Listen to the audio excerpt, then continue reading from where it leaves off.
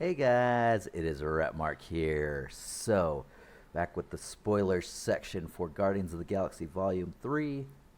So, I kind of regret saying this in the earlier part, but no one dies. Everyone's arc goes through.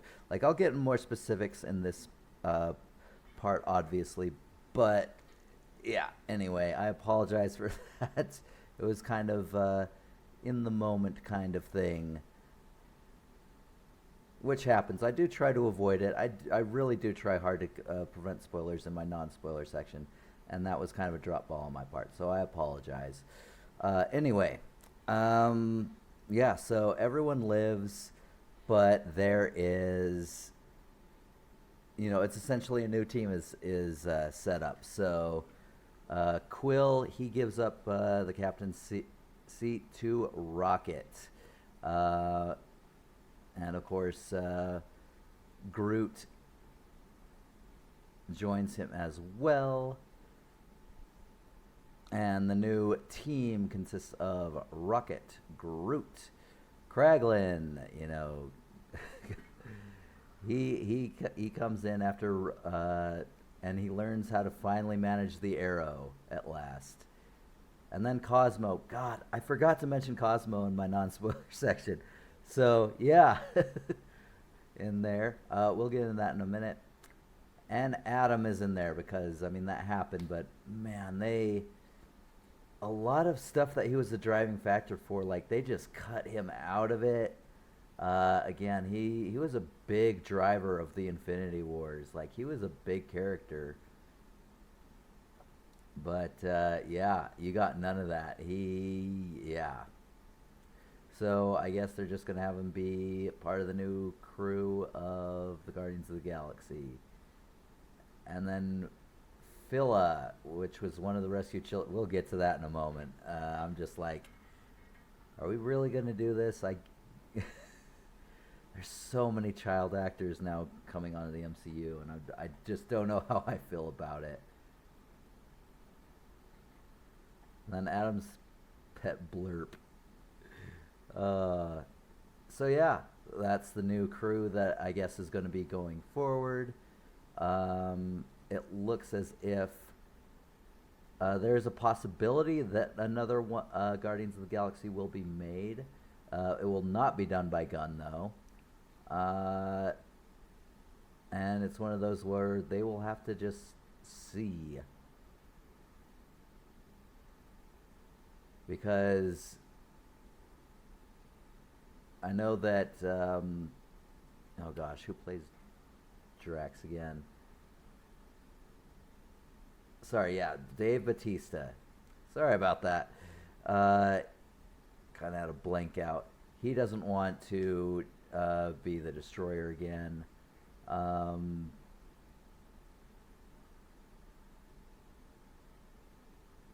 and then Chris Pratt's gonna, like, it says at the end of the movie, Star Lord will return.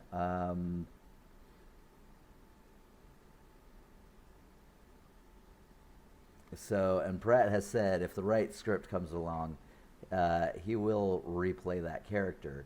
So, yeah, the legendary Star Lord would return at some point in the future, is what the actual end credit thing said. Because you know how it says Thanos will return, Ant Man will return, stuff like that. Yeah, it said legendary Star Lord will return, and that is a story arc. So we'll see how they play with that, and what's going on.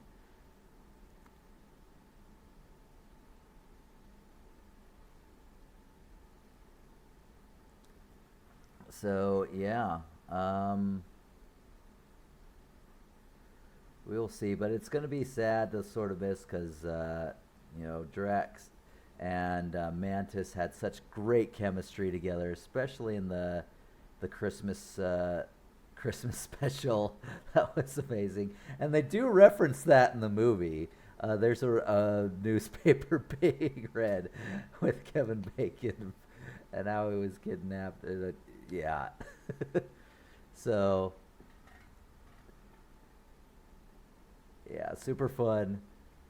But Yeah, so that's sort of where it goes. So, but to get right into it, this is mainly Rocket's story. So it goes a lot into his past. There are flashbacks, um, and you find out about like how he was created. You know what happened, and then what happened. Like, did he have friends? And yes, he did. He has this rabbit called Floor, or calls herself Floor. Has these like spider things coming out from her side, and it's just kind of creepy. There's a walrus called Teefs, who is attached to like a bunch of wheels, so he can get across on the floor, not be in the water. And then the otter Lila. There we go. Yeah, who has mechanical arms and is the main friend of his. And apparently these are part of a essentially a batch of creatures that the High Evolutionary created in order to create this perfect race, which is just like filled with walking, talking animals, and that's his ideal thing. I guess he's a ginormous furry. Who knows? But they're referred to as Batch 89. And, they all think that, they are stepping stones to getting the perfect society. And then when it's all ready, they will go there. But the High Evolutionary is just like, you're not going to go there. You guys are terrible. You guys were just a way for me to progress forward. And he actually really got jealous over Rocket because he fixed a problem that he didn't even see and enabled like the actual next step to go forward. And he didn't like that because Rocket could effectively like think for himself. And you see that in the other animals too. But not only that, but he actually was in many ways, smarter than even the High Evolutionary. So yeah, he gives the order to have all of Batch 89 killed, and then to harvest Rocket's brain for research purposes. So yeah, that was an amazing part of the story. Like, you get so attached for how little you've known these characters, because you only meet them in this movie. The Lila, Teefs, and Floor.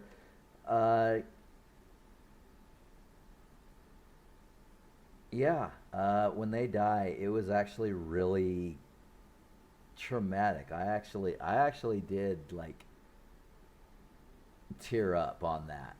It was really hard. And I don't know if it just hit me that hard or if I'm just getting more sentimental as I get older. Whatever, but yeah, I teared up on that. It was really really sad.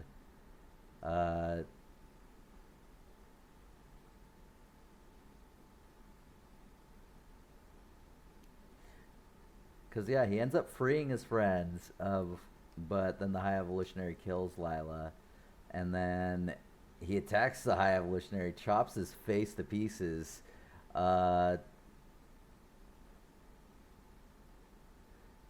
And then, but then there's a firefight, and in that firefight, while he escapes, both of his friends, Teefs and Floor, get killed.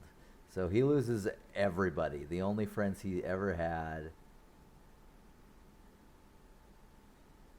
And there's a point in the end of the movie where they're getting all these children off, but then he notices that they're animals like him, and it kind of ties up a running joke of the franchise where he's just like, "I'm not a raccoon," And he's constantly saying that.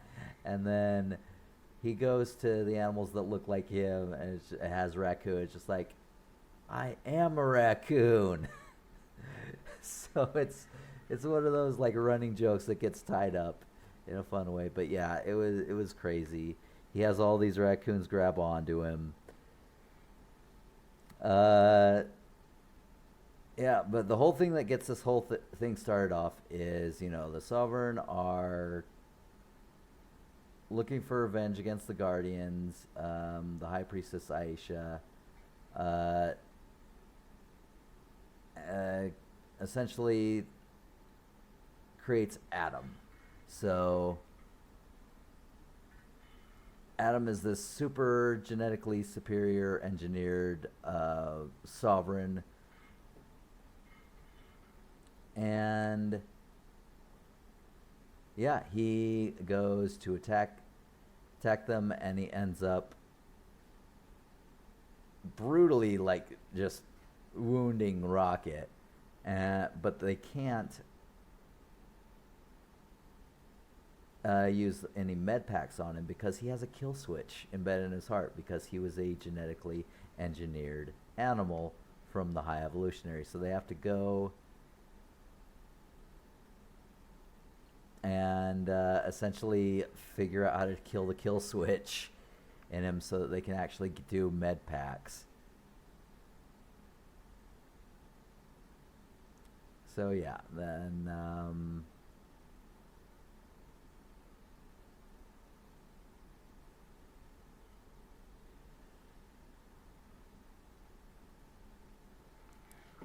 so there's that, and then of course, I gave to you the whole his past, his backstory.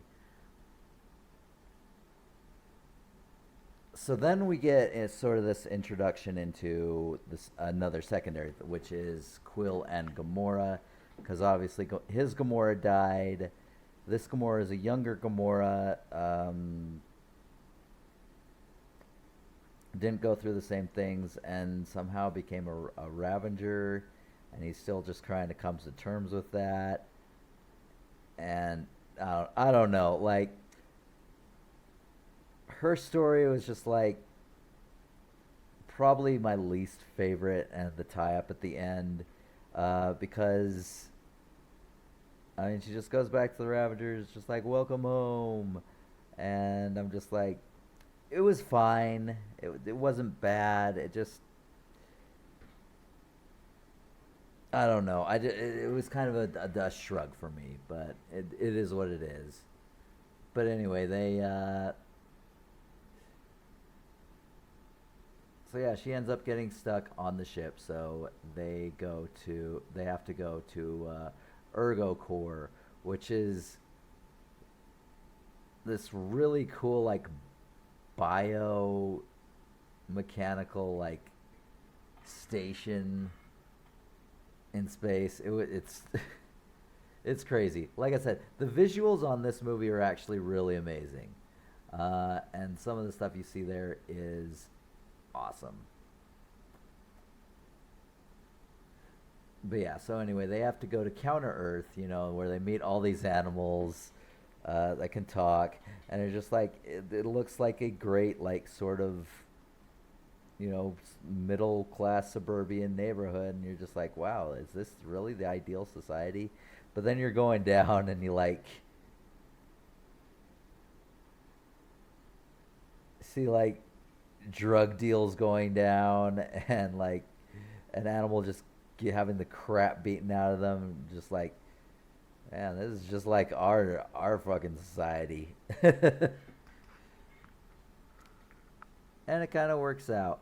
But yeah, as soon as the High Evolutionary is just like, here's this, he's just like, yeah, I'm just gonna end it all. So yeah, he ends up blowing up the planet, killing all the Animen, and Aisha, who is also there with Adam, who, I don't know, he just seems so clueless. I don't know. I hope he gets better as he goes along. If they keep on including him in Marvel movies and Marvel shows or whatever, I really hope he gets better because this Adam was, it just felt so useless with not enough to do, and didn't seem to do anything except start things off. And they could have done that in a different way. Yeah, yeah. But no, it's fun when they go there. So they are guided to the complex to get this kill switch, and then Drax and Mantis remain on the ship, and that's like the two of the those two are literally just gold together, and I'm just like, God, these guys are so funny. They have just such good chemistry, and I honestly hope that they do come back together in some form of media and go on. Like Drax ended up being like a dad character staying on Nowhere and taking care of all these little kids that they took care of, which I'm going to get to in a moment. And then Manus went off with three of these creatures that you saw them fighting at the very beginning of the second Guardians of the Galaxy. I forget what they're called. What are they? Let me see if I can find this real quick. I don't know. Obelisks. Yeah, I wasn't going to remember that from my time watching the movie. And I did see this twice, so because I wanted to have at least a fresh-ish viewing. It has been a few days from when I did this review. So anyway, that's sort of their thing. They go off and do their own thing. Nebula, she ends up staying on Nowhere to run things, essentially. And then Quill, obviously, he goes off to spend time with his grandpa. So yeah, there's that. So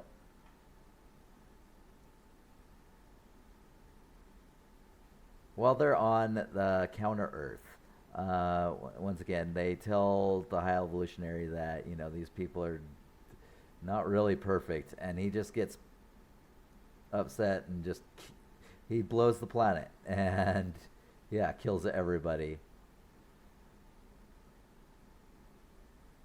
And he has just total disillusionment. So anyway, they take off. He's on his spaceship.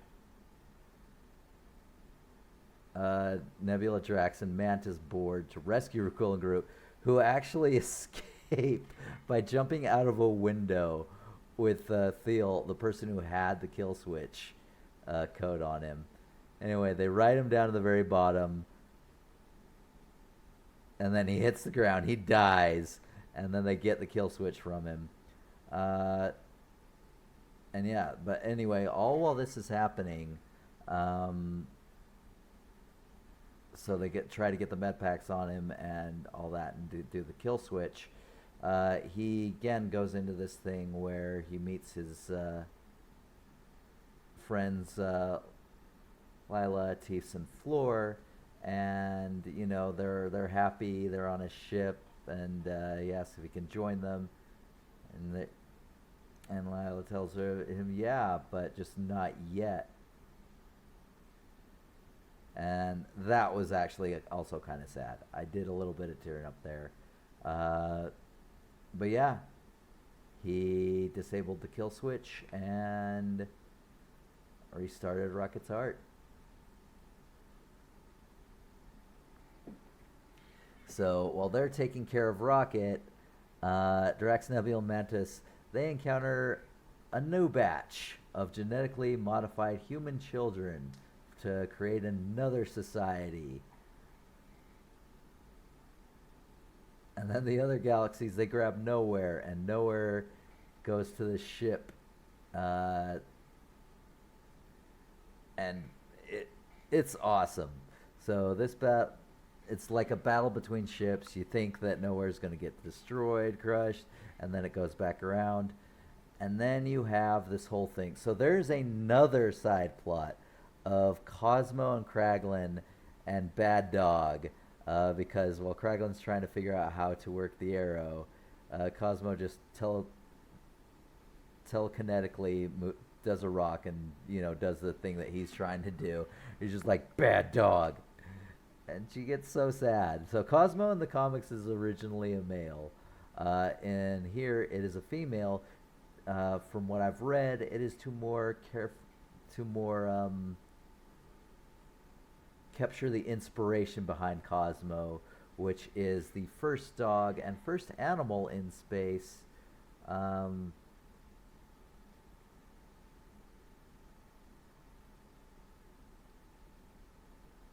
What, Micah or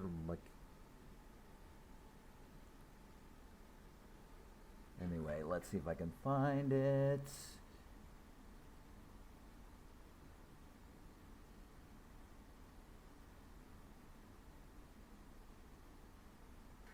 I'm not sure how to pronounce it. Leica? I was close. It's Leica or Leica. Anyway, which from what I've read is Russian for like barking, because so named because she barked a lot. But anyway, so there's this whole thing. It's kind of a running joke. It's kind of like a side plot. But yeah, at the end of the day, Kraglin, he figures out how to use the arrow from the invasion that's on there. And then with all the enemy forces killed off on Nowhere, he fires into the high evolutionary ship, and it is blowing up. So they all have to take all these kids and get them onto Nowhere. And this is what, like, no one knows what they're saying. It's their own little language, except for Drax, who, always wanted to be, a dad, but, his wife, his daughter was killed, and, he had a moment of fighting with Thanos in the comics. He didn't really get that in the movies, but whatever. He at least gets to be a dad in this, and that's, what he does. He stays in Nowhere with Nebula, and he essentially raises the kids.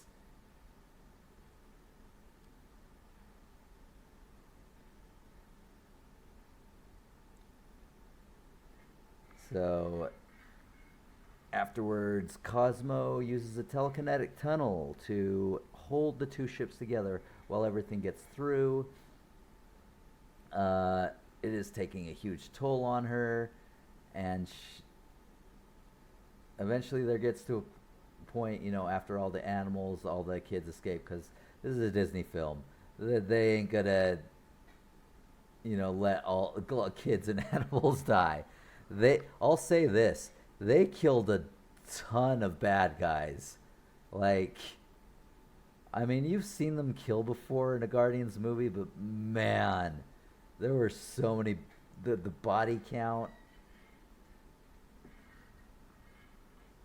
in this movie was insane. I mean, considering he also blew up an entire planet, the high evolutionary.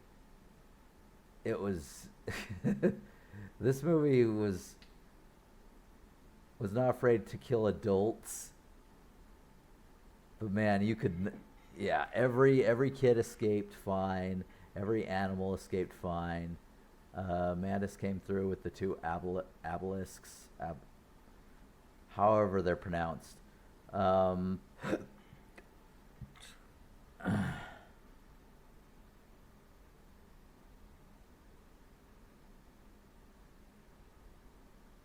yeah, so the high evolutionary attacks him while he's saving the animals. But he is eventually subdued. His face falls off, and you see, look at what you have done to me, because he tore his face off essentially. But he the Rocket does spare him. It is implied that he dies when his ship blown up, but again, if it's not on screen, he could potentially still be alive somehow, some way. I don't know, but it is possible. And even Wikipedia, which I'm looking at right now, all it says is it spares him, and I know how it goes. The ship blows up, and he is technically on the ship. But I mean, if he like got an escape hatch, or like portaled through somewhere, or saved somehow, I don't know. It's kind of a wide open thing, and again, at least on Wikipedia's side, it does not say anything about him dying. So now Quill goes across, and he's going to die because he goes through, but then he's stopped. He can't quite make it, and then he hits some debris, and it stops him more. So his skin starts icing up, and it's just like, all right. But then he starts bloating, and I'm just like, oh man, how's this spot? And then he's half celestial, so I mean it's kind of a cheap excuse, but it is an excuse that works because it is established lore, even within the movies, and whatever. But yeah. So Adam has to go across, save him, has a change of heart because Groot saved him from the High Apothecary ship blowing up, which was a really quick change of heart. In the comics, it took a minute. So yeah, and then how the aftermath goes. He goes to spend time with his Quill goes to spend time with his grandfather Jason and all that. Gamora with the Ravengers. So yeah, there's that. And then I mentioned there was a mid-credit scene of the Guardians consisting of Rocket, Groot, Kraglin, Cosmo, Adam, and Phila, as well as Adam's pet Blurp, going on a mission.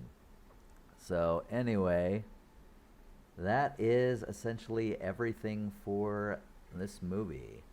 So once again, I gave this an 8 out of 10.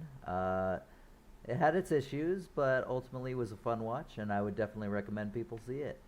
I think that is it and everything I have for this. So anyway, I hope you all enjoyed, and I'll catch you guys next time. See ya.